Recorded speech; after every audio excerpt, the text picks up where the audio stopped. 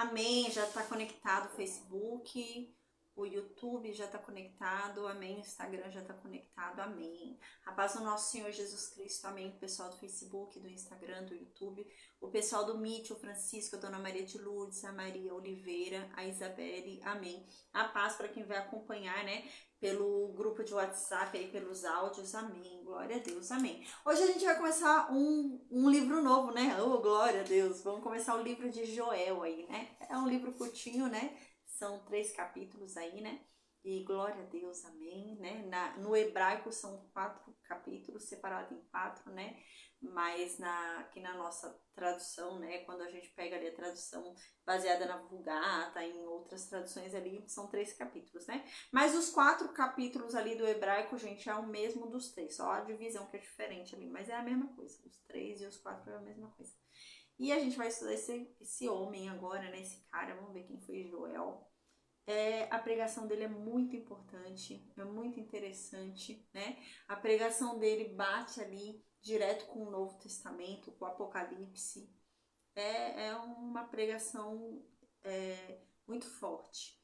E a gente vai falar hoje sobre Joel, tá? Então eu vou lembrar qual o momento da história que está sendo vivido aqui, o que aconteceu aqui na história, os últimos acontecimentos eu vou relembrar. Então a gente começa a estudar hoje o capítulo 1 e metade do capítulo 2 do livro de Joel, tá bom? Amém. Eu vou fazer a oração agora e a gente começa então a estudar esse novo livro aí. Glória a Deus, amém. Eu tô confiante para essa semana a gente começar ainda Abacuque e talvez até terminar Abacuque também, né? Terminando Joel, a gente vai começar aí Abacuque, né? Amém. Com a graça de Deus vai dar certo aí pra gente começar e terminar Abacuque também. Ou pelo menos a gente já tá ali engatinhada aí, tá engatilhada aí, já tem começado aí o livro de Abacuque, né? Com a graça de Deus vai dar certo. Amém.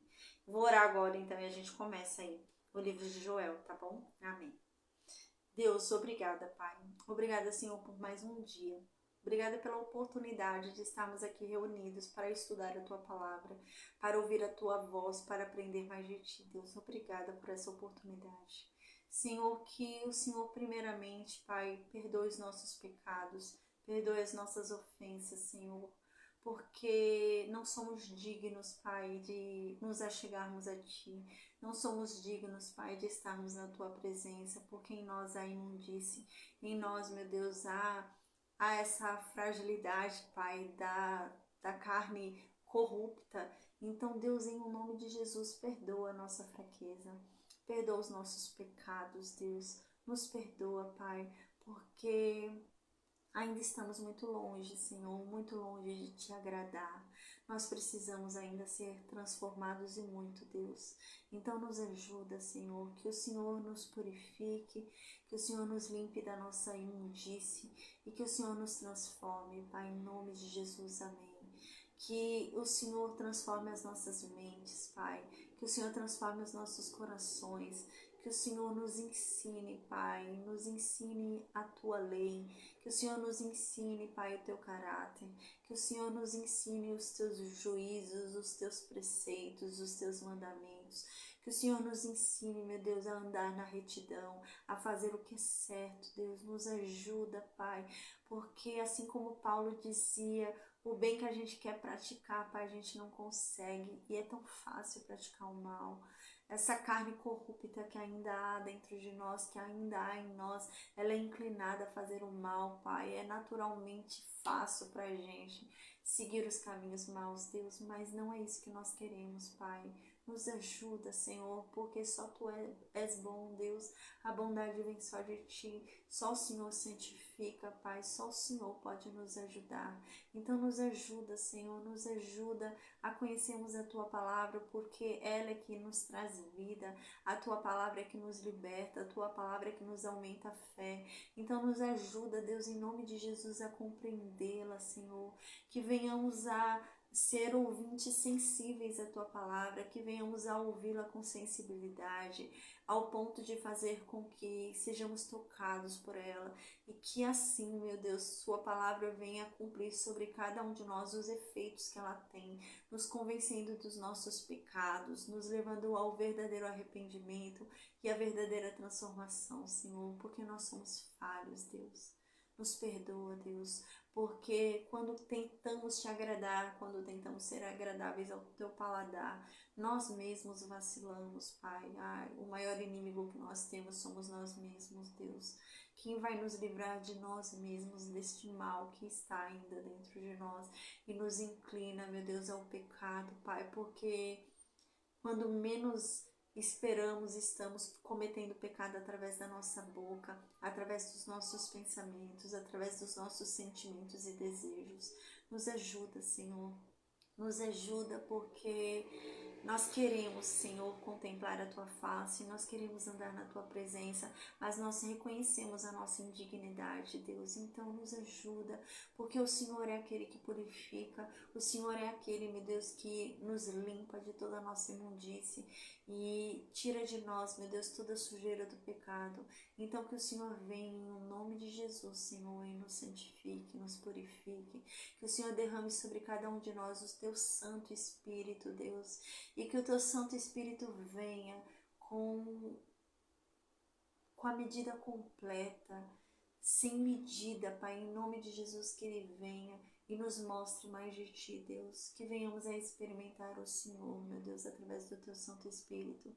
Que o Teu Santo Espírito venha nos ensinar quem o Senhor é através do Teu fruto. Em nome de Jesus, amém. Senhor, que o Senhor nos proteja de todo mal, que o Senhor nos torne verdadeiros conhecedores de quem Tu és, da Tua palavra, do Teu reino e da Tua verdade, para que não venhamos a ser enganados por falsos mestres, por falsos profetas, por falsos pastores, que não venhamos a cair, meu Deus, nessa corda de lobos, Pai, que estão ensinando a falsa doutrina, mas que venhamos a compreender, meu Deus, a sã doutrina, a única que nos liberta, a única que nos traz vida, Senhor. Nos ajuda, Pai, porque nós queremos aprender mais de Ti, nós queremos ouvir a Tua voz, nós queremos discernir a Teu respeito. Então nos ajuda, Senhor, em nome de Jesus, amém.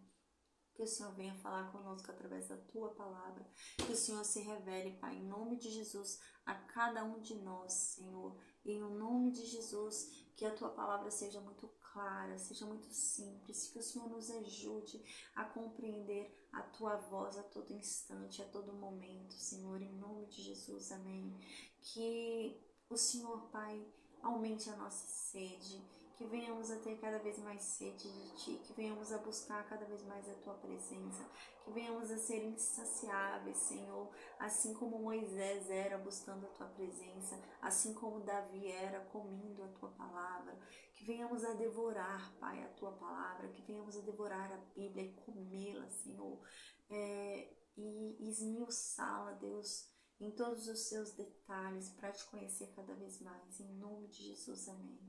Deus nos conceda sabedoria, porque a Tua palavra diz que quem clamar a Ti pedindo sabedoria, a receberá, Deus. Então, Senhor, nós clamamos a Ti e pedimos que o Senhor nos dê sabedoria. Sabedoria para ouvir a Tua voz, sabedoria para discernir sobre ela, sabedoria para compreender a Tua palavra, sabedoria para entender, meu Deus, a Tua mensagem, sabedoria vivo da Tua palavra, o exemplo. Obrigada, Senhor, amém. Amém, glória a Deus, amém. A paz, Luciene, amém, glória a Deus. Vamos lembrar o que está acontecendo aí na história, né? Então, a gente lembra que a gente estava estudando Jeremias, né? Então, era Jeremias. Deus estava falando com o povo de Jerusalém, o povo de Judá, através de Jeremias. E a gente lembra que nos últimos acontecimentos, Jeremias levou os recabitas lá no templo, né? Então, Jeremias levou os recabitas lá no templo. Jeremias, depois disso, foi na porta do palácio falar sobre Joaquim. Então, Jeremias foi proibido. Jeremias foi proibido de entrar novamente no templo e Jeremias foi proibido de ir em determinados lugares públicos, né? Ele não podia mais ir na porta ali do rei e nada. E então, diante disso, Deus mandou Jeremias ir lá de novo no templo. Então, Jeremias chama Baruque, a gente lembra, né? Então, a gente falou bastante sobre Baruque. Deus manda então Jeremias escrever um rolo e que esse rolo seja lido lá dentro do templo, né? E era um rolo, gente, que tinha bastante coisa escrita. A gente lembra que, na verdade, Deus mandou Jeremias escrever tudo o que ele tem pregado né? Nesses mais de 20 anos aí, né? Mais de 20 anos já que ele tá pregando, né? Na verdade é mais de 40 anos, né? A gente tinha falado da outra vez, tinha feito até o cálculo, né? Se eu não me engano é mais de 40 anos, né? Que ele vem pregando aí, né? Deixa eu ver se é isso mesmo. A gente lembra que Jeremias prega desde o 13º ano do reinado de Josias, né? Depois do 13º ano do reinado de Josias, Josias reinou 31 anos, então ainda tem quase uns 20 anos aí, né? 13º, 13, 18 anos.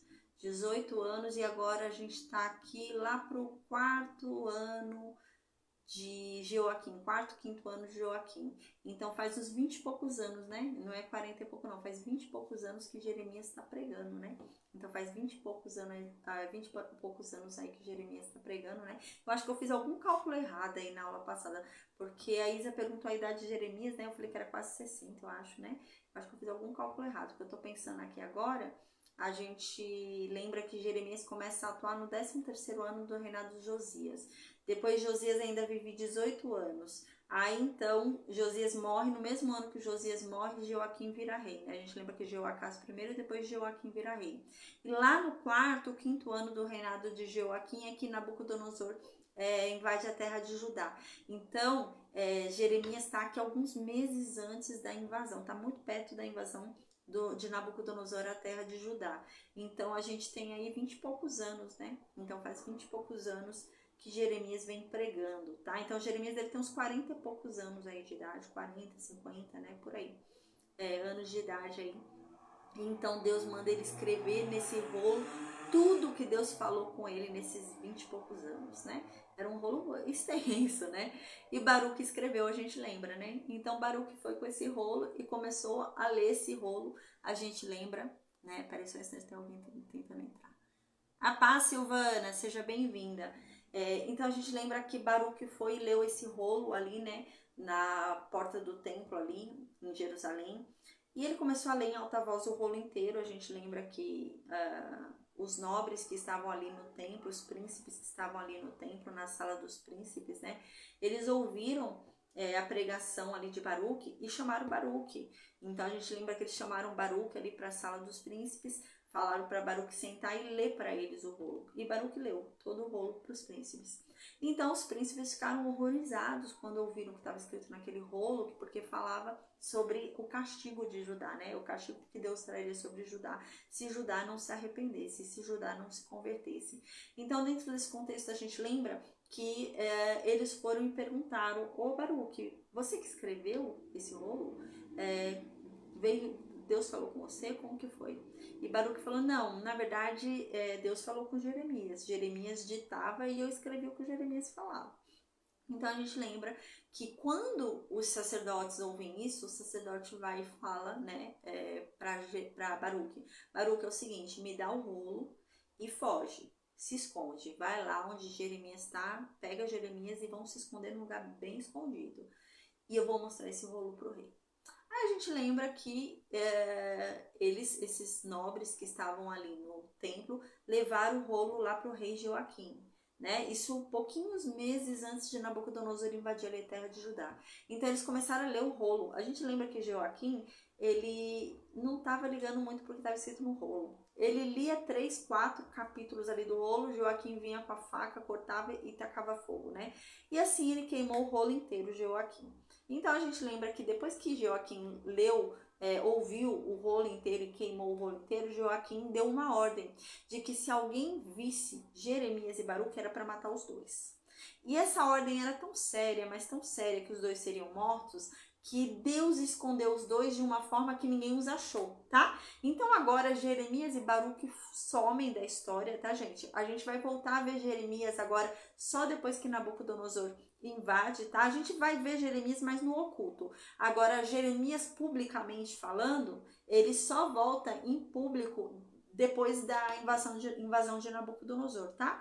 A gente vai ver Jeremias, só que ele vai escrever coisas privadas ali, né? Enquanto esse tempo que ele estava escondido, ele escrevia algumas coisas ali, mas nada publicamente. Ele não vai fazer mais nenhuma aparição pública, tá? Até que Nabucodonosor venha e invada ali a terra de Judá.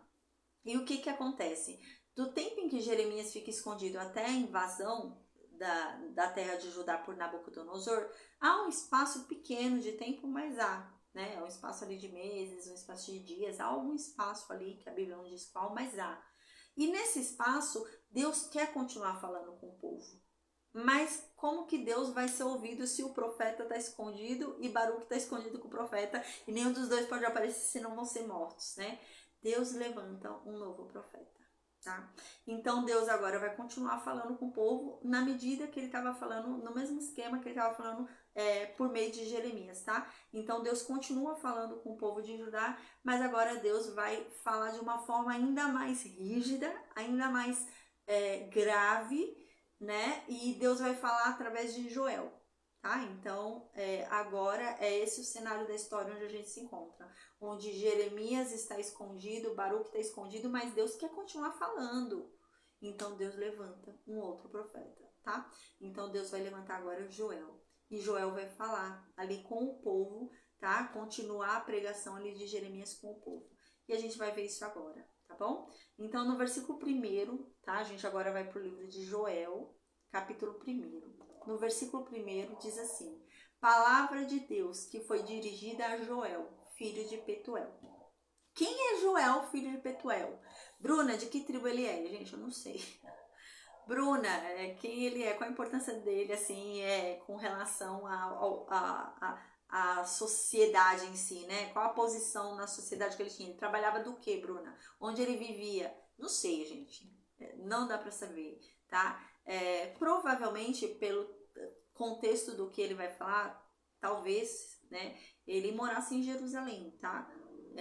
Talvez ele tivesse um acesso fácil ali ao templo, né? Mas assim, não dá para saber. Uma coisa que é muito clara no livro de Joel quem tá falando não é importante.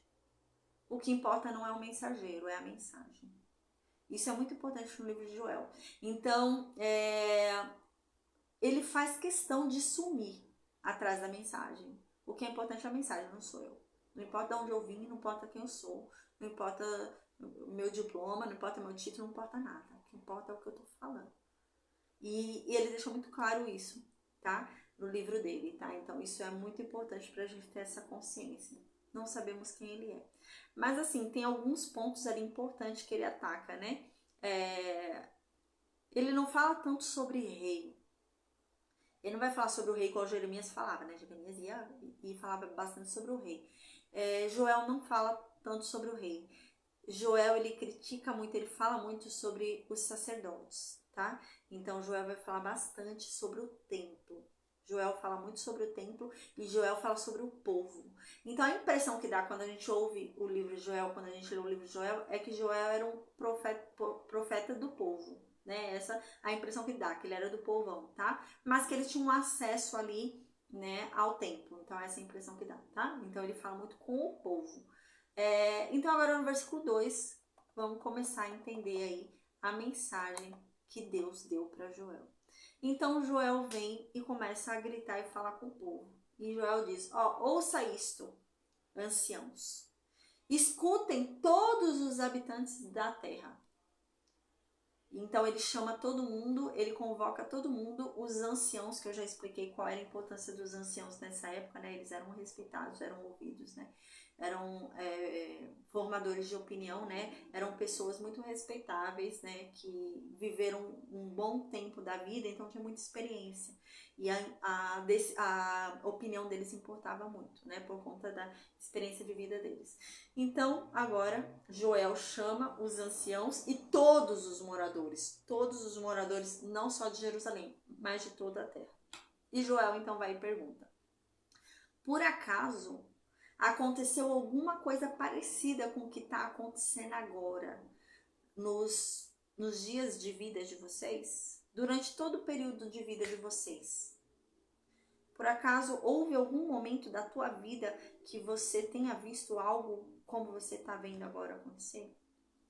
Você já chegou a ver durante sua vida inteira Judá tá do jeito que tá, Jerusalém tá do jeito que tá, e a gente já vai entender o que ele tá falando aqui. Ele tá falando sobre uma seca extrema, tá? Então, você já viu? Alguém já viu isso? Então ele fala, e ainda vou além. Alguém já viu algo acontecer como está acontecendo agora no tempo dos pais de vocês, dos antepassados de vocês? Já houve uma seca tão extrema como está ocorrendo agora? Então no versículo 3, Joel fala, é o seguinte, contem para os filhos de vocês, para os netos de vocês, para os tataranetos de vocês, contem de geração em geração. Porque o que tem acontecido aqui em Judá é algo terrível. Então agora ele vai começar a falar sobre o que tem acontecido em Judá. É importante a gente lembrar o contexto que Jeremias vinha, né? O que Jeremias vinha falando no contexto dele? Que havia uma grande seca, lembra?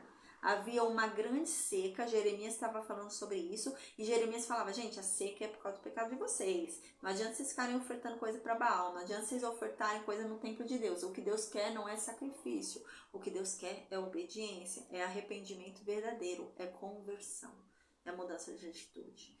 E então a gente lembra que Jeremias vinha falando, olha, a terra tá seca como tá por causa do pecado de vocês. Já não chove mais por causa do pecado de vocês. A terra já não está produzindo como produzia antes por causa do pecado de vocês. Então Jeremias já estava mostrando para a gente um cenário de uma terra que estava ficando improdutiva por causa da chuva, da falta de chuva, tá? Começou a chover aqui, eu falei da chuva, por causa da falta de chuva, tá?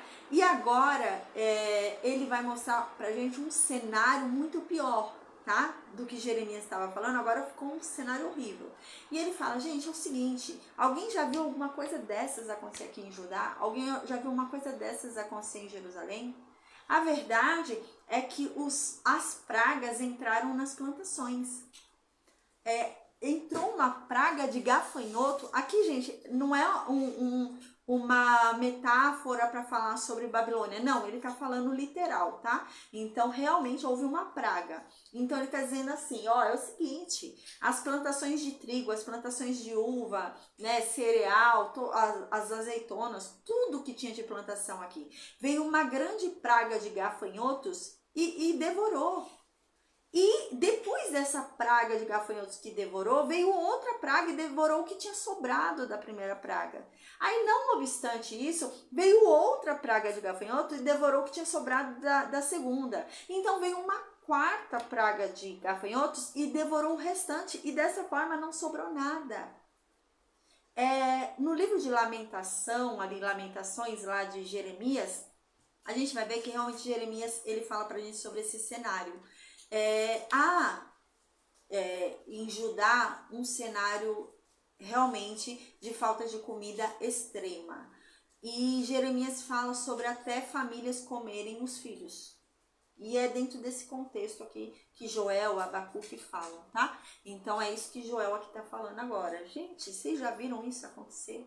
4 pragas de gafanhoto, veio uma, depois outra, depois outra, depois outra, e o que tinha sobrado, o último pegou, não sobrou mais nada, porque a praga, os gafanhotos comeram tudo, não há mais nada nas plantações pra gente comer.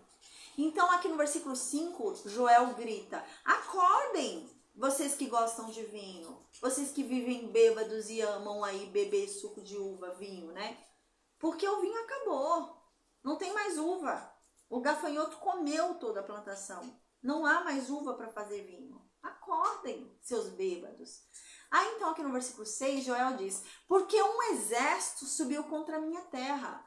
Poderoso e inumerável é esse exército. Os seus dentes são dentes de leão e ele tem mandíbulas de leoa. Ele não está falando da Babilônia. Ele está falando dos gafanhotos como um exército. É isso que ele está falando. Então ele está falando que os gafanhotos vieram ajudar como um grande exército.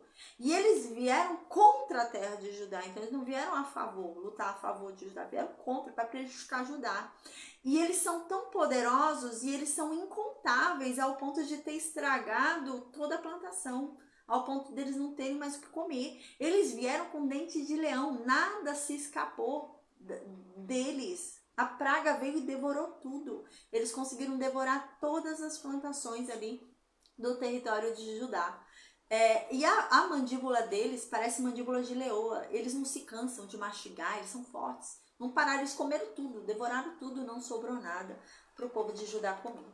Aí então aqui no versículo 7 ele começa a descrever o que os gafanhotos comeram, que essas pragas, essas 4 pragas de gafanhotos comeram ali. Aí ele fala, eles destruíram as videiras. Eles comeram todas as plantações de uva, já não há mais plantação de uva. Eles acabaram com as figueiras, né? As árvores ali do figo, eles acabaram tudo com as figueiras. Eles arrancaram a casca das árvores. E hoje as árvores estão galho seco, não há mais nada. Porque a praga veio. Gente, aqui ele não está falando metaforicamente, ele está falando realmente sobre um cenário, tá? Que está desenhando um cenário já para a entrada de Abacuque logo logo. E é esse cenário, onde a plantação de uva já não dá mais uva, onde a oliveira já não dá mais azeitona, onde a figueira já não produz mais figo. E é esse contexto onde Abacuque entra, tá? E é isso que ele está desenhando aqui pra gente. É esse cenário que tá. Porque a praga veio e levou tudo. Então tá tudo seco, os galhos estão todos secos. Aí então no versículo 8, Joel fala, chorem! Agora chora, povo, chora mesmo. Mas chora como uma virgem que foi prometida em casamento e o seu noivo morreu. E agora ela está de luto em cima do corpo do noivo dela. E ela lamenta muito, porque ela virou viúva em sua mocidade. Chorem, chorem mesmo. Porque a dor de vocês é uma dor de amargura, é uma dor de luto. Vocês perderam muito, chora mesmo. Aí no versículo 9, Joel continua dizendo, não há mais cereal. Não tem mais cereal nessa terra. Não tem mais grão nessa terra. Porque a praga levou tudo. A terra já não estava produzindo por causa da seca. O pouco que a terra produziu, vieram os gafanhotos e comeram. Não tem mais cereal. Não tem mais trigo. Não tem mais grão. Não tem mais. Não tem mais uva para a gente fazer vinho e levar sacrifícios lá no templo. Chorem. Chorem agora. A gente lembra o que foi que Jeremias denunciou um pouco antes dele sair da história aí. Jeremias ia lá no templo, né? A última pregação de Jeremias foi o quê? Foi dentro do templo, onde o povo estava ofertando. E o povo estava lá fazendo ofertas, tudo que eles podiam, eles estavam ofertando ali, achando que estavam comprando Deus. E Jeremias falou, Deus falou para vocês pegarem essas coisas e vocês comerem, que não é isso. Ele não está nem aí para o grão que vocês estão jogando aí, ele não está nem aí para a carne que vocês estão colocando aí. Ele quer que vocês mudem. Ele quer que vocês se arrependam do pecado de vocês e virem uma nova pessoa. Parem de ficar errando no mesmo erro sempre a mesma coisa. Ele quer que vocês mudem isso, né? E dentro desse contexto a gente lembra que o povo, né, acreditava que se eles ficassem ali ofertando, eles estavam comprando a Deus. Então Deus ia fazer, porque Deus tem uma dívida com eles, entendeu? Eles estão ofertando, então Deus tem uma dívida com eles, Deus tem que fazer. Então agora o negócio ficou feio, porque eles não têm o que ofertar. E é isso que Joel está falando. Chorem, porque agora o negócio ficou feio. Vocês vão ofertar o que para Deus? Não tem mais uva, não tem mais cereal. O que vocês vão levar para o templo? Chorem. Até os sacerdotes estão de luto. Todos os servidores de Deus estão de luto, porque não há mais o que oferecer no altar de Deus. Porque a terra não produz mais nada. Versículo 10, Joel diz, o campo, ele está devastado. A terra de Judá está de luto. Não existe mais trigo nesse lugar. O vinho que tinha aqui secou, não tem mais. E o azeite, a oliveira, já não produz mais azeitona. A gente não tem mais azeite aqui. Sim, no versículo 11, Joel fala, sim, agricultores, vocês que dependem aí, né, da plantação, fiquem desesperados mesmo, tá certo, vocês têm que se desesperar. Vocês que trabalham nas vinhas, né, vocês que trabalham colhendo uvas aí, fazendo vinho, chorem mesmo, porque já não há mais uva para vocês colherem, chorem. Vocês aí que dependem da agricultura, chorem porque não há mais trigo, não tem mais cevada. Todas as colheitas foram perdidas porque os gafanhotos vieram e comeram tudo. A videira secou. Chorem porque a árvore que deveria dar uva secou, não vai dar nada, tá seca o galho. Chorem porque a figueira morreu. A árvore que deveria dar figo está morta, não vai dar nada. Chorem porque a romã, a palmeira, a macieira também morreram. Nenhuma árvore produz mais nada aqui. Então chorem, porque não tem o que comer nesse lugar. E, gente, é muito importante a gente entender esse contexto, porque foi o que eu disse. Terminando Joel, a gente vai entrar em Abacuque. E Abacuque descreve esse cenário pra gente, tá? Então, é isso que eles estão vendo nesse lugar. Então, o cenário visual que se vê é que não existe mais pasto. A gente vai ver isso daqui a pouquinho. Não existe mais pasto, não tem mais verde.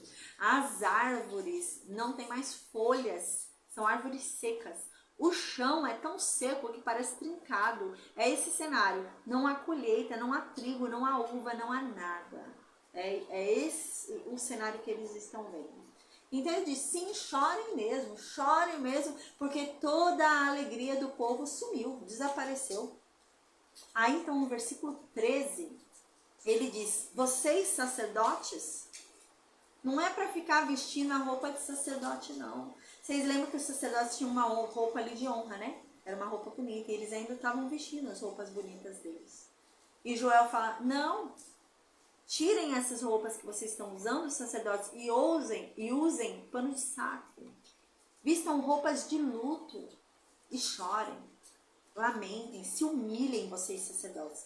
Gente, isso daqui era chocante dentro desse cenário. Por quê? Porque os sacerdotes estavam ali ainda mantendo a pose e querendo incentivar o povo a continuar ofertando. Só que não havia mais o que ofertar.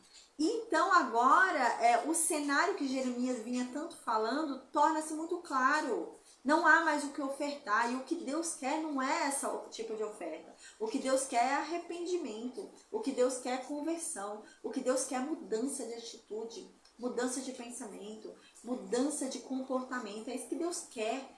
Então agora, né, ele fala, sacerdotes, vocês têm que parar de usar, vocês estão querendo usar essa roupa ainda por quê? Usem saco de pano, vistam roupas de luto, chorem. Passem a noite chorando na frente do altar. Que altar, né? O altar que iam lá sacrificar, lembra? Que Jeremias foi lá denunciar, aquele altar onde sacrificava boi, onde sacrificava cereal, ali, aquele altar. O altar que ficava lá no pátio, lembra o altar de bronze? Na frente desse altar. Aí aqui Joel tá falando, passem a noite inteira chorando em frente ao altar. Porque Deus está dizendo que não tem mais ofertas para oferecer nesse tempo.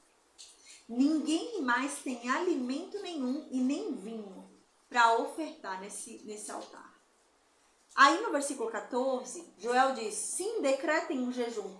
Lembra no capítulo 36, o último capítulo que a gente estudou do livro de Jeremias, Deus havia falado, Jeremias, é o seguinte, escreve um rolo e Baruque vai ler esse rolo no dia do jejum. Lembra?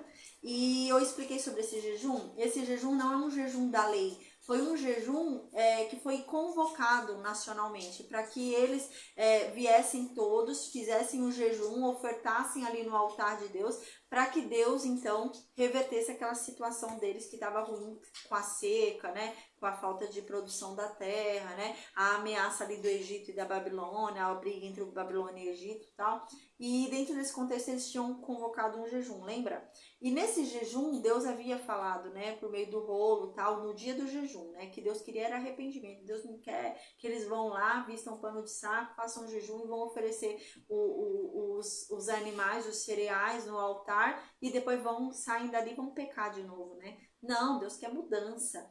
E agora continua nesse sentido. E Joel fala, sim, decretem um jejum. O problema não é decretar jejum. Deus quer que vocês decretem um jejum. Mas Deus quer que vocês façam um jejum do jeito certo. Chama todo o povo. Chama todo o povo. Reúna todos os líderes, todos os príncipes, todos os nobres, os reis, os moradores da terra, na casa do Senhor. Chame todo mundo para vir no templo. E aqui, na frente do templo, não venham mais oferecer oferta, porque não há mais oferta para oferecer. Mas venham orar, venham clamar a Deus pedindo perdão. Venham aqui clamar a Deus por socorro e por misericórdia. Aí no versículo 15, Joel diz, ai que dia terrível que está chegando. Sim, o dia de Deus está muito próximo. O dia do Senhor está muito próximo. Quando fala o dia do Senhor, é o dia do juízo, né? Então alguém está dizendo, ai, se consertem. O dia do juízo está muito perto. Nesse nesse caso aqui, o dia do juízo era a Babilônia, né? Para hoje, a gente sabe que o dia do juízo, né, é a volta de Jesus. Mas aqui o dia do juízo estava muito perto, porque estava muito perto da Babilônia invadir Judá. E é isso que Joel está falando. Ai, está muito perto. O dia do juízo de Deus está muito perto. Babilônia está muito perto de invadir Judá. E quando Babilônia invadir Judá, vai ser o dia do juízo. O que acontece? O dia do juízo, você vê que a Bíblia vem desenhando pra gente a sistemática que é apresentada pra gente no Novo Testamento. Qual que é? Né?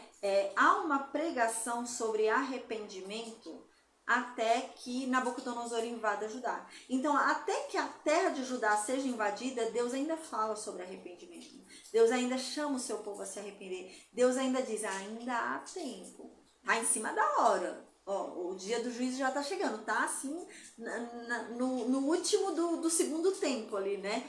Mas tá chegando. Só que uma coisa a gente observa, quando Nabucodonosor chega, Deus para de falar sobre arrependimento. Deus não fala mais sobre oportunidade de salvação. Deus não fala mais. Por quê? Porque o juízo já chegou. Então o juízo já chegou, pronto. Agora o juízo vai ser executado. Então a chance de se arrepender era até o juízo chegar. O juízo chegou, já era. Agora vocês vão para a Babilônia. Não adianta mais se arrepender. Não adianta chorar. Não adianta agora acreditar. Agora que Nabucodonosor, porque é isso que vai acontecer, tá, gente? Quando Nabucodonosor chega, eles acreditam. Eles acreditam em Jeremias quando Nabucodonosor chega. Quando Nabucodonosor chega, eles acreditam em Joel. Mas é tarde demais. Aí Jeremias fala, agora é tarde. O juízo já chegou. Vão embora. Vão para a Babilônia. E é a mesma coisa que vem mostrando pra gente no Novo Testamento, né? Deus está chamando a gente ao arrependimento, à verdadeira conversão e à salvação até o dia do juízo. O dia do juízo, o dia em que Jesus voltar, acabou. Não tem mais chance de arrependimento. Já foi tempo. Já chegou o dia da execução do juízo. E é isso que está demonstrando pra gente de uma forma tão didática, né? E é isso que a Bíblia vem mostrando pra gente. Quando Nabucodonosor entra em Judá, já era. Ninguém mais prega sobre arrependimento. Agora todo mundo só prega aceite o castigo. Aceite a sentença. Deus falou, você não ouviu. Aceite o que tem pra você. Aceite a disciplina. É só isso que é falado, né? Então, no versículo 15, Joel diz, ai, que dia terrível que está chegando. O dia do Senhor está muito próximo. E ele está vindo, ele chega com uma devastação. E ele vem de Deus, esse dia, né? Então aqui apontava para Nabucodonosor, né? Ai, o dia da devastação está vindo. O negócio vai ser feio. Então se arrependam logo. Então no versículo 16 diz assim, o alimento acabou diante dos nossos olhos. Então é o mesmo cenário, lembra? Não há mais nada ali. E ele diz isso, gente, o alimento acabou diante dos nossos olhos. A gente tá vendo, a gente viu o negócio evaporar. O negócio sumiu. Não há mais alimento aqui. A alegria desapareceu da casa de Deus. Até os sacerdotes estão tristes. As sementes apodreceram nos celeiros. Até o que foi, gente, ao nível da loucura que aconteceu aqui. Eles pegaram algumas plantações, já haviam colhido, e eles levaram as plantações para armazéns, entendeu? Para fazer estoque. Isso que foi estocado também apodreceu, gente. Também foi inutilizado. Então eles não tinham o que comer. Estava totalmente sem comida, né? Os armazéns estão vazios. Os depósitos caíram, não há mais nada guardado. Tudo que foi guardado apodreceu. Então aqui no versículo 18, Joel diz, a situação é tão extrema, mas tão verde no chão. Não tem mais pasto. É um deserto, eles não sabem onde pisar, onde vai. Até mesmo, né, os rebanhos de ovelhas, eles estão padecendo. Até os animais estão sofrendo. E é esse extremo aí, né, que está ali no território de Judá, que vai começando a desenhar pra gente o contexto de Abacuque. Aí no versículo 19 diz, a ti, Deus, eu clamo, porque o fogo destruiu os campos e a chama consumiu todas as árvores do campo. Aqui Joel, ele não está falando sobre um fogo de justiça de Deus, não é isso que ele está falando. Ele está falando sobre um fogo literal, gente, é um incêndio literal, tá? Então ele está falando, esse capítulo inteiro é literal. Então ele está dizendo aqui o quê? Gente, imagina uma terra seca, onde você vê as árvores que tinham ali tão secas, é um pau seco, né? É um graveto ali, né? E tá cheio disso, cheio de gravetos, né? Num solo quente, onde não há chuva, então tá um solo super quente. Uma faísquinha, tudo pega fogo, sai incendiando tudo, né? E é isso que ele tá falando pra gente. É esse cenário. A impressão que dá é que realmente houve um incêndio, pegou fogo. Então, o que ainda podia continuar vivo, que não foi comido pelos, eu ia falar grilo, pelos gafanhotos, foi devorado pelo fogo. Que fogo? Fogo da justiça de Deus? Não, fogo mesmo, incêndio. Começou a ter um incêndio ali. Um foguinho acabou virando um grande incêndio e queimou, e hoje não tem mais campos, não tem mais grama, né? Ó, a chama consumiu todas as árvores do campo. Então o fogo devorou as árvores que estavam no campo. Não tem mais árvore, não tem como você comer mais maçã, não tem mais como comer nada, não tem mais árvore. O que tinha sobrado do gafanhoto foi devorado pelo incêndio, pelo fogo. Aí no versículo 20, então, Joel diz: até mesmo os animais selvagens gritam a ti, porque secaram os rios e o fogo destruiu os pastos, né? Então até mesmo os animais estão sofrendo, porque já não tem mais rio para beber água. Secou, o rio está evaporando, porque não chove, não tem água. Os rios secaram. E eles querem encontrar ali um pasto, não tem mais verde. É essa situação extrema, tá? Então agora a gente vai para Joel capítulo 2, do versículo 1 até o versículo 17, que é a continuação disso que a gente está estudando. Aí no versículo 1, então, Joel fala: toquem a trombeta em Sião, gritem um alerta no meu santo monte, que todos tremam, porque o dia do Senhor está chegando. Ele está muito perto. Então aqui Joel diz, né? A gente lembra que Sião é Jerusalém, né? Mas a gente lembra que havia uma ordem de tocar a trombeta em Sião. Quando é que devia tocar a trombeta em Sião? Quando houvesse uma grande batalha, um perigo real estava se aproximando, era um perigo muito grande. Então você tocava a trombeta para avisar todo mundo, para todo mundo se preparar, porque um mal muito grande estava chegando. E é isso que Joel está falando. Um mal muito grande está vindo, gente. Se vocês estão achando que o negócio está ruim agora, vai ficar pior, tá? É essa a situação que o Joel está desenhando. Agora tá ruim para vocês, só que o negócio vai piorar, porque esse ainda não é o dia do juízo. Isso daqui tá antecedendo o dia do juízo. Tá avisando que o juízo tá vindo, mas ainda não é o juízo. Se para você está ruim, o gafanhoto, o que o fogo devorou, a situação que tá, o negócio vai ficar pior, viu? É isso que ele tá falando. Então ele diz: e então toquem lá a trombeta em Sião e avisa aí que o que é pior tá vindo, não chegou ainda, né? Gritem em alerta em cima do santo monte de Deus, porque o negócio tá ficando feio. E que todos tenham medo, porque o dia de Deus está chegando. O dia do juízo de Deus está muito próximo. E aqui a gente lembra que ele estava falando e estava muito próximo mesmo, gente. Estava muito perto de Nabucodonosor invadir Judá, tá? Então era real isso, estava muito perto mesmo. Então no versículo 2, ele começa a descrever esse dia, tá? Então ele fala assim: é um dia escuro. O dia do juízo de Deus, quando ele chegar, vai ser um dia escuro. Esse daqui, dia, ele se enquadra num sentido imediato à chegada da Babilônia, a chegada de Nabucodonosor, principalmente a segunda e a terceira levada ali do cativeiro, tá? A primeira ainda vai ser um pouco pacífica, mas a segunda e a terceira é que vão ser mais terríveis ali com relação ao cativeiro. E ele fala de sentido imediato a isso, a invasão de Nabucodonosor, mas no sentido real aponta para o grande dia do juízo, que é quando Jesus voltar. É essa a questão, né? No sentido imediato é para a Babilônia ali, e no sentido real da mensagem, porque a Bíblia diz que o Antigo Testamento é sombra do que o Novo vem a revelar, né? Então o Antigo Testamento está ensinando algo, só que a gente não entende direito o que está ensinando, mas a gente está vendo mais ou menos, só que quando vem o Novo Testamento a gente vê claramente, né? Eu já até expliquei isso. O Antigo Testamento para a Bíblia é como se eu estivesse aqui olhando para o ventilador, a sombra do ventilador, né? Eu não sei que aquela coisa sai vento pela sombra.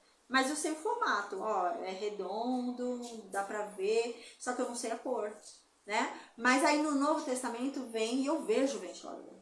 Oh, caramba, isso daí sai vento, eu tô sentindo vento, é preto, ó, a cor é preta.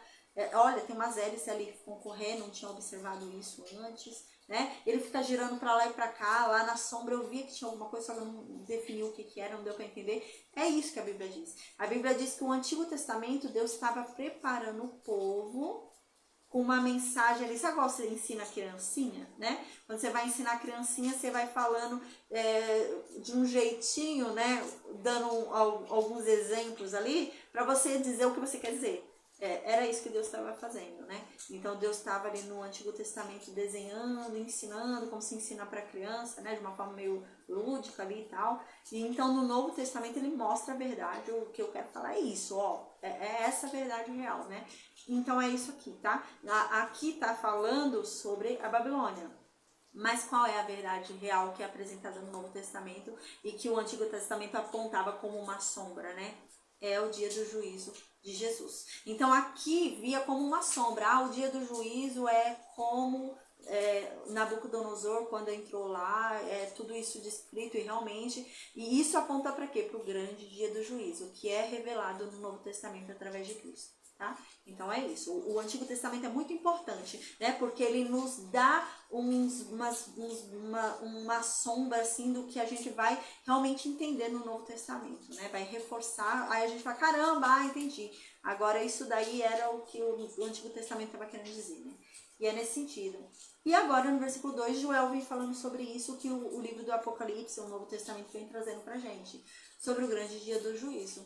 O dia do juízo vai ser um dia escuro, não vai ser um dia legal. Né? A gente lembra que Isaías falou isso, Jeremias falou isso já, né? O dia do juízo não vai ser um dia legal.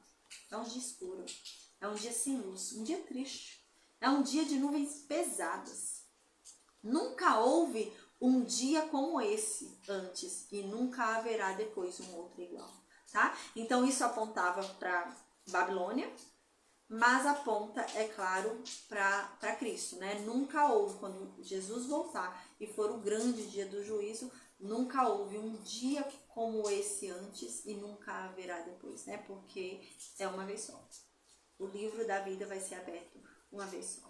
Quem for salvo, foi salvo. Quem não foi salvo, não foi salvo. É uma vez só. Não haverá um outro dia igual a esse depois, porque a Bíblia garante que Deus não permitirá que o mal se levante uma segunda vez. Foi só uma vez. Não vai ter uma segunda oportunidade. Aí no versículo 13, agora ele começa a descrever, falar sobre o dia do juízo, tá? Então ele diz assim no versículo 13: diante dele o fogo devora, atrás dele a chama consome. Antes dele a terra era como um jardim do Éden. Depois dele a terra será como um deserto desolado. Nada vai lhe escapar. Dele o que? É o dia do juízo, tá? Então aqui o que ele está dizendo? Diante dele quem? Do dia do juízo. Então ele está dizendo, diante do dia do juízo, o fogo devora. Atrás do dia do juízo, a chama consome. Antes do dia do juízo, a terra era como um jardim do Éden. Depois do dia do juízo, será como um deserto, a terra será como um deserto desolado, e ninguém vai escapar do dia do juízo. É isso que está dizendo no versículo 3. Agora, esmiuçando tudo aqui, está dizendo, diante dele o fogo devora, né? Na frente do juízo, o fogo devora. Então, na frente do juízo vem fogo devorador. O fogo devorador, o fogo destruidor. Atrás do juízo vem a chama que consome, tá? O fogo é fogo de juízo, é fogo ruim, gente, não é fogo bom não, é fogo ruim. Aqui tá dizendo que é um fogo destruidor, é um fogo ruim. Então tá falando assim, olha gente, qual é o intuito de Joel aqui, que a gente vai ver? Que o povo se converta, que o povo se arrependa, para que o dia do juízo não chegue. É esse o sentido, entendeu? Porque assim, Joel tá dizendo pro povo, gente, o dia do juízo tá aí, tá bem perto. E do jeito que tá agora, se o juízo chegar, vai ser um fogo devorador. Todo mundo vai estar perdido. Mas ainda há tempo de vocês se arrependerem. Se vocês se arrependerem e se converterem, Deus vai se arrepender de fazer o que ele havia planejado contra vocês. Então ele vai poupá-los e vai salvá-los. Mas a única forma de Deus salvar vocês é vocês se arrependendo, se convertendo e mudando. Então isso você vê que vai disciplinando a gente para o Novo Testamento, né? E é essa a intenção aqui de Joel. Então Joel diz, gente, vocês não estão tendo ideia. Tá ruim para vocês o negócio agora, mas o dia do juízo tá aí. Tá? As portas aí já tá chegando. E o dia do juízo vai ser um negócio muito louco. O dia do juízo, ó, o que vem na frente do dia do juízo, o que vem depois do dia do juízo, é um fogo consumidor. É um fogo que vai sair destruindo todo, julgando tudo e destruindo tudo. E o que vem antes do dia... eu mudei a ordem. Diante dele, né? Antes do dia do juízo vem um fogo devorador. Depois do dia do juízo vem uma chama que consome, tá? Então aqui ele tá falando que antes do juízo vem um fogo que devora. Depois do juízo vem uma chama que consome. Então aqui ele tá dizendo, olha, antes do juízo chegar, há um fogo que devora. Ou seja, antes do juízo chegar, o negócio começa a ficar estreito. Antes do juízo chegar, as coisas começam a ficar apertadas. O negócio começa a peneirar. É o que está acontecendo agora aqui em Judá. O aperto que a gente está tendo aqui é uma demonstração clara que o juízo está chegando. Porque sempre antes do juízo chegar, o negócio fica ruim. Então o negócio começa a ficar bem ruim, está perto do dia do juízo chegar. Então aqui diz, antes do dia do juízo chegar, o fogo devora. O negócio fica feio antes do dia do juízo chegar. Depois que o dia do juízo chegou, o fogo consome de vez.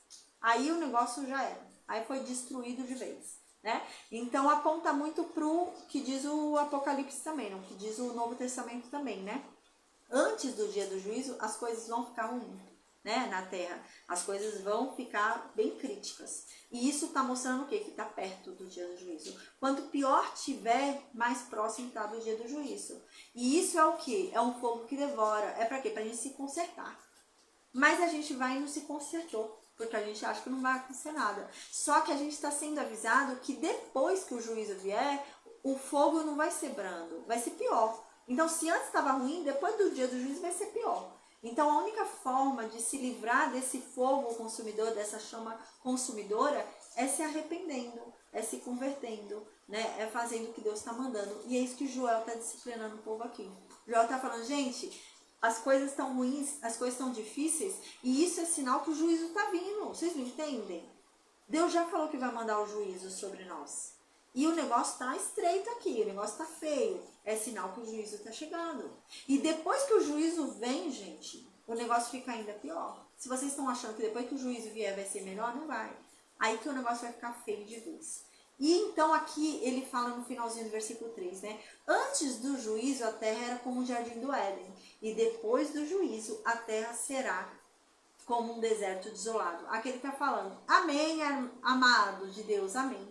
Aqui ele está falando o quê? Gente, quando o juízo chegar, vocês vão sentir saudade dos tempos ruins que vocês reclamaram.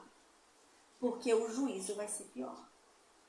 É isso que o Joel está dizendo. O Joel está falando, vocês estão reclamando que está sem ter o que comer por causa das pragas, dos gafanhotos, do fogo que destruiu o incêndio e tal. Vocês estão reclamando?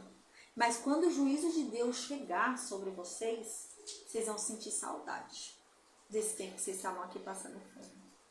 Porque vai ser pior. O negócio depois do juízo vai ser pior. É esse o sentido. Ele está querendo incentivar esse povo a se arrepender, né? Mas ninguém vai se arrepender. Mas o sentido é esse. Se arrependam, gente, porque o negócio é sério, viu? O negócio não é brincadeira, não. É esse o sentido aqui de Joel, tá? Então ele está dizendo, gente, você achava que a vida era ruim? Você achava que o negócio estava ruim? Mas você vai ver que depois do juízo, se você for devorado pelo fogo consumidor, você não se arrepender, não se converter e não mudar, depois do juízo o negócio vai ficar pior ainda. Você vai sentir saudade do aperto que você tinha antes, tá? Isso aponta para o Apocalipse. Isso aponta para o Novo Testamento, né? Então, imagina a situação, por exemplo, de uma pessoa que viveu a vida inteira nessa terra aqui de angústia, de sofrimento, doente, foi um perrengue do caramba, né? E a pessoa não se converteu, a pessoa não se arrependeu, a pessoa não tá nem aí pra nada. Então chegou o grande dia do juízo. A pessoa é lá ressuscitada, chega lá diante de Jesus, é aberto o livro da vida, o nome dela não tá lá. E então essa pessoa é lançada lá no lago de fogo de enxofre. Aí lá no lago de fogo de enxofre, ela vai sentir saudade da vida sofrida que ela tinha aqui na terra. Porque a vida sofrida que ela tinha aqui na terra vai parecer aos olhos dela como o jardim do Éden. Porque o negócio depois vai ser muito pior. É isso que Joel está falando aqui. Mas Joel estava aplicando imediatamente para a Babilônia, né? Mas o Novo Testamento, a gente lembra que aqui é sombra do que é revelado através de Cristo. Então aqui aponta, né, para a verdade revelada ali em Cristo sobre o grande dia do juízo que virá com a volta de Cristo, tá? Mas aqui era essa situação para esse povo de imediato. Joel está dizendo, gente, vocês estão achando ruim o que vocês estão vivendo agora, mas quando o dia do juízo chegar e vocês forem para a Babilônia, lá vai ser pior do que aqui. Vocês vão sentir saudade do tempo que vocês passavam fome aqui. Vocês vão sentir saudade do tempo em que vocês ficavam aqui nesse perrengue todo em Judá. Aí no versículo 4, ele continua falando sobre o dia do juízo. Ele diz assim, seu aspecto é como de cavalos, galopam como ginetes. Aspecto do que, gente? Ele não tá... Existem algumas pessoas que falam, ele está descrevendo a Babilônia aqui. Não, ele não está falando sobre a Babilônia. Ele está falando sobre o dia do juízo. Não tem lógica, gente. Quando a gente estuda a Bíblia, a gente tem que estudar o contexto, né? Tem a semântica, a gente tem que observar tudo isso. Tá, no versículo anterior ele falava sobre o quê? Sobre o dia do juízo. Então, se ele estava falando no versículo anterior sobre o dia do juízo, o outro versículo sobre o dia do juízo, aí agora ele está se referindo a algo, ao aspecto dele. O aspecto do quê? Do que ele estava falando antes. Então, se antes ele estava falando sobre o dia do juízo, é sobre o dia do juízo que ele continua falando, tá? Então, a gente tem que ter essa noção aí. Então, ele está falando aqui no versículo 4 sobre o dia do juízo. Ele diz que o aspecto do dia do juízo é como de cavalos, galopam como ginetes. Então, ele está falando assim, quando o dia do juízo chegar, vai ser o aspecto pra gente, que assim, ele tá querendo fazer o povo entender, né? Então ele tá falando, gente, vocês querem entender o que eu tô falando? Então assim, vocês vão entender claramente, esse povo era muito comum um cavalo, né? Então era muito comum para eles o som de cavalos. E era um povo que não tinha cavalos, era um povo que não sabia montar cavalo. Então era um povo que quando ouvia o barulho de cavalo tinha muito medo, porque eram cavalos de guerra. E as nações grandes e poderosas é que sabiam montar cavalo. Eles não sabiam. A gente lembra que uma das coisas que Nabucodonosor, Senaqueribe falou com Ezequias foi isso, né? Se você tiver 2.000 homens para montar os 2.000 cavalos, eu te dou os 2.000 cavalos. Não tinha. Judá não tinha homens que soubessem lutar, né? Cavaleiros, não tinha. Né? Então, para Judá, ouvir o som de cavalos vindo era aterrorizante. Porque eles falavam, uma grande nação está vindo contra nós. E a gente não tem armação militar. A gente não tem poder militar para lutar. A gente está perdido. Lascou. Já era. Né? E é esse o cenário que o Joel está desenhando para que eles entendam. Então, para que eles entendam a mensagem, o Joel está falando, eu vou dizer para vocês com o que parece o dia do juízo. O dia do juízo parece com cavalos, quando cavalos estão vindo, sabe? Os cavalos que estão vindo da guerra, quando a gente ouve os cavalos vindo dos inimigos aqui perto do território de Judá, é esse som, é esse aspecto que tem o dia do juízo. E quando o povo ouvisse Joel falar isso, o povo ia entender claramente. O dia do juízo é como esses cavalos que eles têm tanto medo. Quando eles ouviam o som de cavalos vindo, eles morriam de medo, né, desses homens que estavam em cima do cavalo. E do nada, de repente, o cavalo chegava, né? Era uma coisa muito repentina. Do nada, o cavalo tá ali. Quando ele vê, o cavalo já tá ali na porta. É muito rápido, né? É repentino, é forte, é barulhento, é assustador, né? Era tudo isso que esse povo sentia. E é isso que Joel está falando. É isso que vocês vão sentir quando o dia do juízo chegar. O dia do juízo vai chegar de repente. vai chegar muito rápido. Quando vocês verem, já está aqui. Né? Vocês vão ouvir o barulho, quando vocês forem ver, é tão rápido que já chegou. E vocês não vão ter tempo. E vai ser assustador. Vai ser algo que vai levantar poeira e vai mudar tudo. Vai estremecer tudo ao redor, né? É nesse sentido que o Joel está falando, né? Para que o povo visualize e se converta. Então, no versículo 5, ele continua descrevendo o dia do juízo. Ele diz assim: o dia do juízo é como o ruído de carros de guerra, que saltam sobre os cumes das montanhas, como o precipitar do fogo que devora o restolho, como um povo poderoso preparado para a batalha. O dia do juízo, ele vem como um exército. Ele vem com um exército pronto para a batalha. Ele vem destruindo tudo. O dia do juízo é assim. Ele vem sem dó e nem piedade. E é esse o contexto, né? Porque às vezes a pessoa pensa, ai, Deus é tão bonzinho. Não, Deus é amor, Deus é amor, Deus é amor. Mas Deus também é justiça. Deus também é juízo. E quando Deus vier no seu dia de juízo, ele virá pronto para a batalha, sem dó e nem piedade. Sem dó nem piedade. Ele executará a justiça. Pronto, como um soldado pronto para a batalha. Como um soldado que não vai ter dó de matar seu inimigo. Sabe, como um soldado que entra na batalha e ele vem e tem que fazer o serviço dele, ele mata, mas assim, ele mata sem dó. Imagina um soldado sair para uma batalha, matar um e começar a chorar, ai meu Deus, matei. Ele é morto, né? Vem outro por trás e mata ele. Não, um soldado sai para a guerra, mata um, aí já vai, mata outro já, e não para, e sai matando todo mundo, né? E naquele fervor ali, sem se arrepender, vai ali na euforia.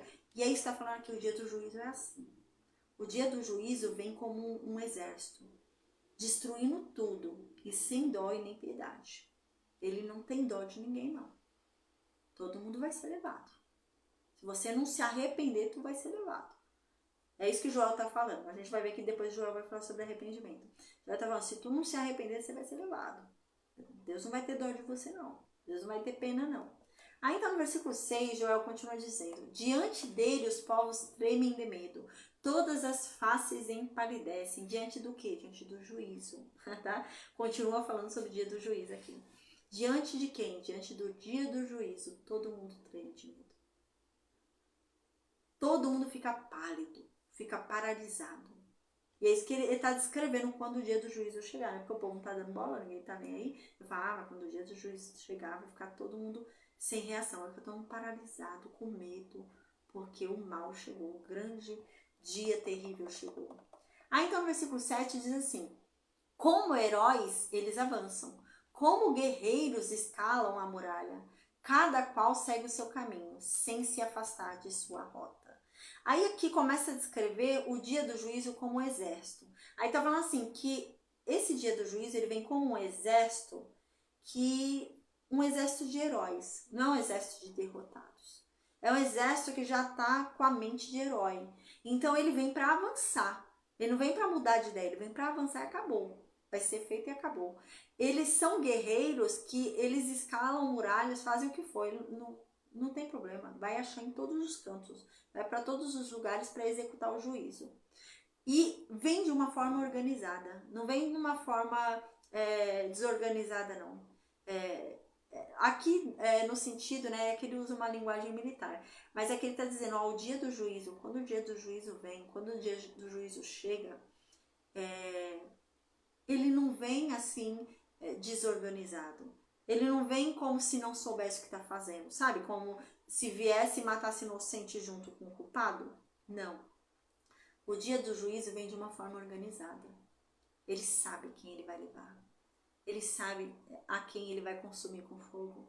O dia do juízo, ele vem como um guerreiro já vitorioso. Ninguém consegue escapar dele. Todo mundo vai ser alcançado por ele. E ele vem como um guerreiro forte que ele percorre todos os cantos, ninguém consegue se esconder. E é isso que ele está querendo escrever, entendeu? Ninguém vai se esconder do dia do juízo. Ninguém vai conseguir vencer o dia do juízo. E o dia do juízo não vai pegar ninguém desapercebido. O dia do juízo vai pegar quem tiver que ser pego. Então não é assim, eu fui pego, mas eu era inocente. Não é. Você foi pego, você não era inocente. Se tu foi pego é porque você tinha culpa, né? É nesse sentido que o Joel está falando. Aí no versículo 8, Joel diz: ninguém empurra o seu vizinho, cada qual segue a sua via. Por entre os dardos eles se lançam, sem romper a fila. Aí tá falando aqui, e o exército, né, que Deus vai mandar no dia do juízo, ele vem de forma muito organizada. Não é um exército que vai vir um derrubando o outro, sabe? Do próprio exército. Imagina um monte de exército aqui, um monte de gente. Aí o próprio do mesmo time derruba, né? Todo desembestado correndo e sai derrubando os amigos, né? Não. A gente lembra que aqui ele estava falando sobre quem? Sentido imediato. A Babilônia, né? Então aqui ele está falando, olha, a Babilônia vai vir e eles vão vir de forma organizada. Eles não vão vir desembestado, não. Um derrubando o outro. Não, não. Vão vir de forma organizada porque Deus mandou eles vir. Eles são objeto de execução da justiça de Deus. Então eles vão vir de forma organizada. E realmente, gente, a primeira invasão que tem ali a Judá é uma invasão pacífica. Tanto que o povo não vai nem dar bola. Aí que o povo não vai ligar mesmo. Vai ser uma invasão mansa, pacífica. Então, ninguém vai dar trela. Nada a ver. Jeremias falou tanto, e olha só, Nabucodonosor invadiu aqui de boa, não queimou a casa de ninguém, fez nada, só levou os sábios. Bobeira, né? E eles vão pensar assim. Mas aqui diz, olha, eles são muito organizados. E Deus está preparando, né? Deus preparou já eles. Então, não vai empurrar ninguém, vai vir no tempo certo, com a mira certa, de forma organizada, sem romper fila, né? E isso aponta para o dia do juízo, né? Tudo organizado, não é desembestado. Vai ser tudo muito organizado. Então aqui no versículo 9 diz, eles assaltam a cidade, correm sobre a muralha, escalam as casas e entram como ladrões pelas janelas. Aqui está falando sobre a Babilônia, né? Então, não há quem escape. Não há. Quando esse exército que Deus separou para executar o dia do juízo dele chegar em Jerusalém, chegar em Judá, eles vão assaltar a cidade inteira. Eles vão correr até sobre as muralhas. Gente, imagina, é difícil, como você vai correr uma montanha, né? Eles iam, é isso, não tem problema não tem hora ruim não. Eles vão correr sobre as muralhas, vão escalar pelas casas. A pessoa vai tentar se esconder lá em cima do teto, a pessoa vai tentar se esconder lá na laje, eles vão escalar a casa para te pegar lá na laje. Você não vai poder escapar, não. Você vai se esconder debaixo da cama, eles vão pular a janela, você tranca a porta para eles não entrarem, eles arrebentam a janela, pulam a janela e te pegam embaixo da cama. Você não vai poder escapar, você não vai poder fugir. É isso que está dizendo, né? E aqui aponta para a Babilônia e aponta para o grande dia do juízo, que ninguém pode escapar, ninguém pode fugir, né? Todo mundo vai ser pego. Versículo 10, então, diz: diante dele a terra se comove, os céus tremem, o sol e a lua escurecem, e as estrelas perdem o seu brilho. Diante dele quem? O dia do juízo. A gente continua falando sobre o dia do juízo. Então, diante desse dia, até a terra tem medo. Até a terra fica paralisada. Os céus tremem de medo. Até a sua e até o sol e a lua escurecem. As estrelas perdem o seu brilho diante do dia do juízo de Deus.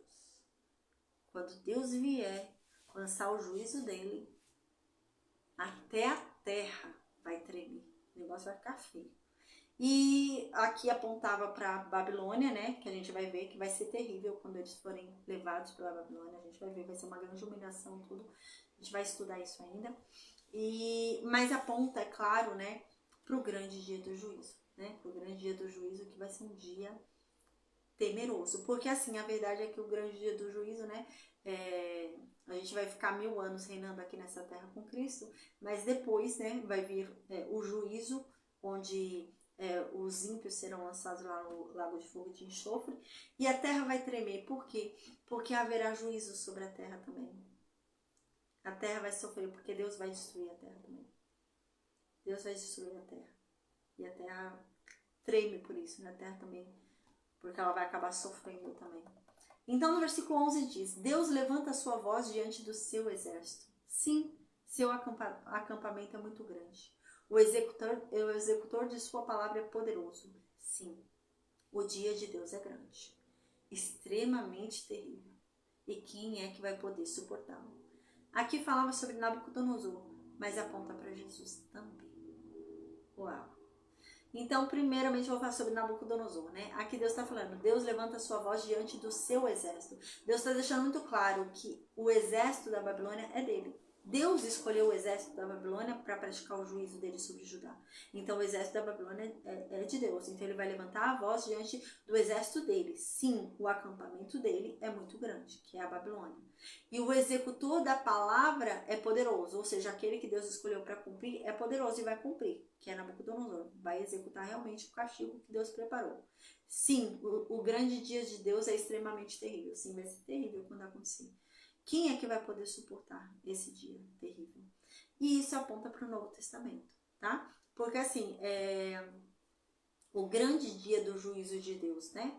Aqui, Deus escolheu um executor para executar o juízo. Porque assim, hoje, Jesus está à direita do Pai como nosso advogado. Hoje ele intercede por nós. Se nós orarmos para ele interceder por nós, ele intercede por nós junto ao Pai. Mas quando ele voltar, ele não vai voltar como advogado. Ele vai voltar como juiz. Ele é que vai executar a justiça de Deus. Ele foi o executor escolhido da palavra. E ele é poderoso. Aqui aponta para Jesus. Né? Então aqui está dizendo, agora imaginando, né, tendo essa noção que aqui fala sobre Jesus, Deus diz assim, Deus levanta a sua voz diante do seu exército, o exército que vem com Jesus. Sim, o seu acampamento é muito grande. A gente lembra, eu já expliquei na aula passada, retrasada, né, que vão ter duas guerras, né? A Bíblia não fala só de uma guerra, a Bíblia fala sobre duas. Vai ter o Armagedon e vai ter a guerra de Gog e Magog, né? E a primeira guerra é o Armagedon, que é a guerra quando Jesus volta. Aí tem a primeira guerra, onde a besta e o falso profeta são lançados no lago de fogo de enxofre, mas Satanás é preso por 1000 anos, certo? E os ímpios que estiverem aqui na terra são mortos, né? Mas só é ressuscitado os santos, né? Então são duas ressurreições que vai haver, não é só uma. A primeira ressurreição é a dos santos, e bendito esses que ressuscitarão pela primeira vez, a primeira chamada, né? Porque já são salvos. Aí vai ter a segunda guerra. A segunda guerra é quando Satanás for solto. Aí quando Satanás for solto, ele vai andar por essa terra com as pessoas que estarão vivas nessa terra depois dos 1000 anos, né? Os que estão com o corpo corrupto ainda. E ele vai conseguir fazer um exército. Ele ainda vai conseguir fazer um exército. Então, ele e o exército dele vão vir marchar contra o exército de Jesus e os santos deles. E vai haver essa guerra entre os santos de Jesus e Satanás e o exército dele. Então vai ter essa guerra aí, que vai ser a guerra de Gog e Magog. Então Satanás vai ser destruído, Satanás vai ser jogado lá no lago de fogo. Destruído não, porque ele vai ficar eternamente ali, né, em sofrimento, né? Ele vai ser lançado lá no lago de fogo de enxofre, onde já estavam a besta e o falso profeta. Aí, neste momento, é que Jesus vai ressuscitar todos os mortos. Aí os mares vão dar os seus mortos, o Sheol vai dar os seus mortos, os que descansavam, todos os mortos vão ressuscitar. Aí os primeiros que ressuscitaram não vão ser mais julgados, porque já estão salvos, os que reinaram com Cristo na terra. Mas os próximos serão, né? Alguns serão salvos, que foram os que viveram os 1000 anos na terra, né? Então, alguns dos que viverem os 1000 anos vão ser salvos, né? Mas aqueles que nos 1000 anos não foram ressuscitados já era, não vai ser salvo não. Porque se você realmente foi salvo, você tinha que ter ressuscitado na primeira ressurreição. Tu não ressuscitou na primeira ressurreição, aí lascou, né? Porque os primeiros da primeira ressurreição, da primeira ressuscitação ali, né? Ressurreição, são os salvos, né? Então aqui está apontando para Jesus. Aqui fala, sim, seu acampamento é muito grande. O exército de Deus é muito grande. E o executor da palavra de Deus é poderoso. Aquele que vai executar o juízo de Deus é poderoso, que é Jesus. Sim, o dia de Deus é grande. O dia de Deus é extremamente terrível. E quem é que poderá suportá-lo? né? Então aqui está falando sobre Jesus.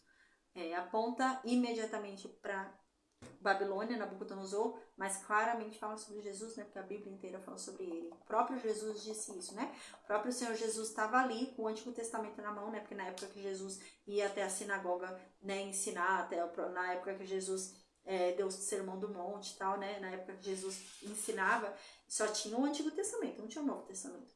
E Jesus fala, as Escrituras inteiras falam sobre mim, né? Então tudo isso fala sobre Jesus. No versículo 12, então, diz: agora, portanto, diz Deus, né? Então agora, já que eu já falei o que vai acontecer com vocês, agora que eu já disse que o meu dia está chegando, o dia do juízo está chegando, agora que eu já disse que vai acontecer no meu dia, eu digo, voltem para mim. Voltem para mim, mas com o coração. Voltem para mim com jejum. Voltem para mim com lágrimas. E voltem para mim com lamentação. Se arrependam verdadeiramente.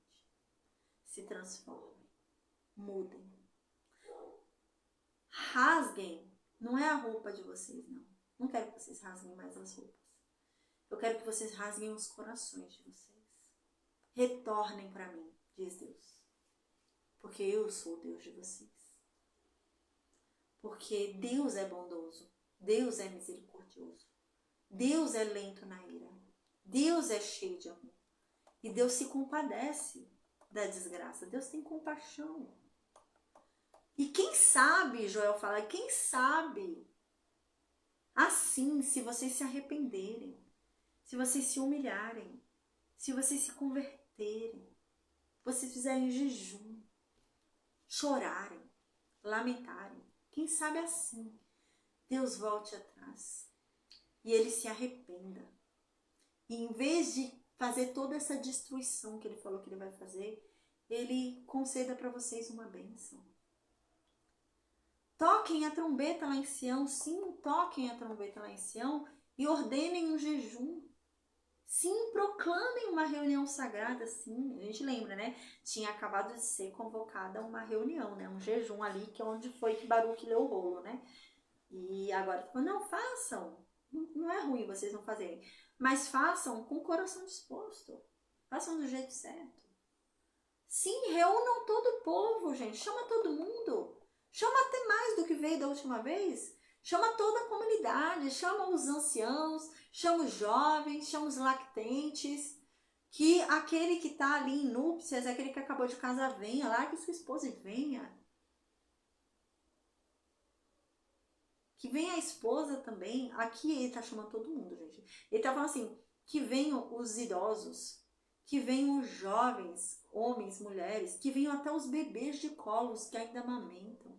Que venha o esposo e a esposa, que em vez deles cumprirem a núpcia, os recém-casados, que eles venham. Que venha todo mundo. Aí então no versículo 17 ele diz, entre o pórtico e o altar chorem os sacerdotes, os ministros de Deus, e que eles digam, Deus, tenha piedade do teu povo. Não entregues ao opróbrio a tua herança, para que as nações zombem deles, porque dirão entre os povos, onde está o seu Deus? Os sacerdotes, eles eram aqueles que faziam sacrifícios no altar. Lembra? As pessoas chegavam lá com comida, com animais, né, com grão, com libações. E quem é que fazia ali a intermediação no altar de Deus, né? Os sacerdotes. Só que os sacerdotes agora não têm mais o que fazer, porque não tem comida. A sociedade está sem comida, está sem grão, está sem nada. Então, os sacerdotes estão fingindo que está tudo bem. Eles continuam usando a roupa chique deles, continuam passeando lá pelo templo, incentivando o povo a ofertar ali o pouco que tiver. E aqui Joel está falando, não, vocês sacerdotes, coloquem pano de saco. Tira essa roupa que vocês estão usando aí, sagrada, essa roupa aí bonita para vocês, põe um pano de saco. E vão chorar, vão orar lá na porta do templo. Desde a porta do templo até o altar, vão orar pelo povo. Em vez de ficar pedindo sacrifício isso e aquilo outro, vão orar pelo povo, porque sacrifício já não resolve mais. porque a oferta já não adianta mais. Vai orar pelo povo agora, ora publicamente pelo povo, vocês sacerdotes. Vão lá na porta do templo orar pelo povo. Vão aqui diante do altar orar pelo povo. Fiquem orando aqui entre a porta do templo e o altar. Fiquem orando pelo povo, porque sacrifício já não resolve mais. Sacrifício já não tem mais jeito aqui. O que precisa é arrependimento. O que precisa é mudança. O povo precisa ser sincero. Não adianta mais ofertar. O que precisa é haver uma mudança interna. E é isso que Joel está dizendo, tá? Então, amém. Amanhã a gente vai estudar o restante do capítulo 2 e talvez o capítulo 3. Eu vou ver aí como que dá para eu fazer aí. Talvez a gente termine o Joel amanhã, eu vou ver. Amanhã a gente vai ver a resposta de Deus. Deus vai responder a isso. E a gente vai ver a resposta de Deus, tá? E uau, a resposta de Deus é extraordinária. E a resposta de Deus também é repetida ali no Novo Testamento, é falada no Novo Testamento. E é muito linda. Então, amém, gente. Que Deus nos abençoe e nos guarde em nome de Jesus, amém. Glória a Deus que a gente conseguiu fazer a aula hoje. Amém. Tá meio corrido pra mim, pode umas coisas que eu tô correndo aí atrás, questão médica e tal. Então tá meio corrido, mas glória a Deus que hoje a gente conseguiu ter a aula. Amanhã, com a graça de Deus, a gente vai conseguir ter a aula também. Amém. Então amanhã a gente continua estudando Joel, tá bom, gente? Amém. E terminando o Joel, a gente começa a estudar Abacuque. Amém. Glória a Deus. Isa, Francisco, Luciene, Maria, Dona Maria de Lourdes, Silvana. Vocês têm alguma dúvida? Que é a oposição democrata deles. Nenhuma dúvida, Bruninha. Até quinta-feira. Amém, Francisco. Deus te abençoe. Até quinta-feira, viu? Bom descanso. Amém. Amém. Amém. A Silvana falou que não tem nenhuma dúvida. A Maria não tem nenhuma dúvida. A Isa não tem nenhuma dúvida. Amém, Maria. Silvana, Isa, Deus abençoe, bom descanso, viu? Até amanhã com a graça de Deus, amém. A Lu também não tem nenhuma dúvida, amém. Luciene, bom descanso, Deus te abençoe. Até amanhã com a graça de Deus, amém. Dona Maria, a senhora tem algum